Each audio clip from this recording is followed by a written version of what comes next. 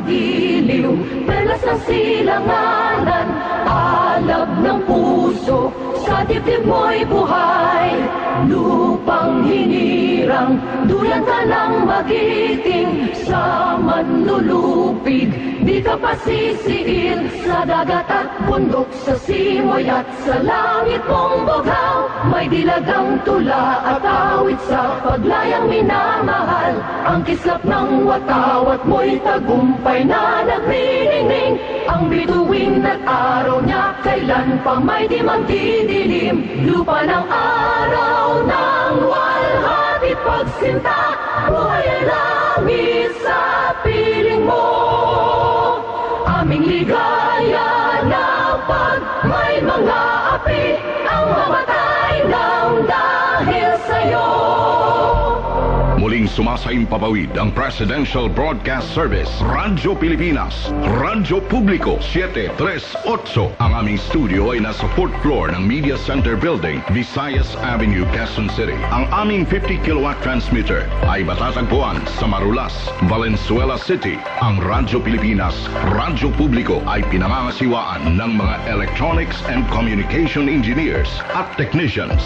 Pawang lisensyado ng National Telecommunications Commission, Rodentor Domingo, PECE 0001385. John Alvin Pelgone, ECE 006470. Jo Marie Reparial, ECE 0070984. Rachel Joy Tinidan, ECT 0023775. Maria Teresa Segovia, ECT 0026682. At Marvin Toledana, ECT 0019489.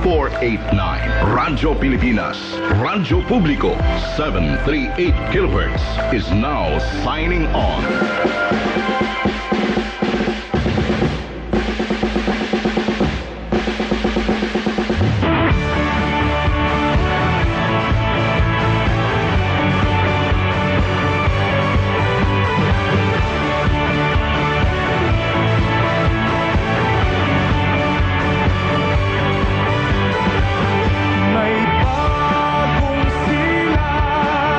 May bago ng buhay.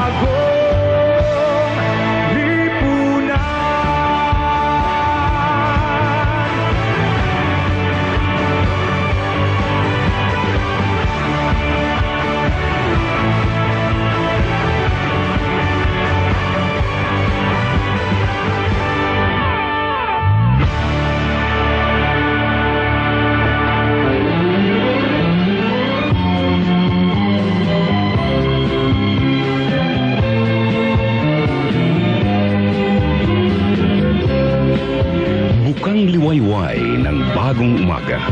Nagbabadya ng bagong pag-asa. Sa pagsikat ng araw, isaisip natin na ang buhay at panahon ay mahalagang handog ng Panginoon. Huwag nating sayangin ang mga oras na mabilis na lumilipas. Bagkus, tutbin ang nararapat. Ibigin ang Diyos at maglingkod sa kapwa. Sama-sama tayong magbigay puri sa Panginoon at pasalamatan siya dito sa ating programang Bagong Umaga, Bagong Pag-asa.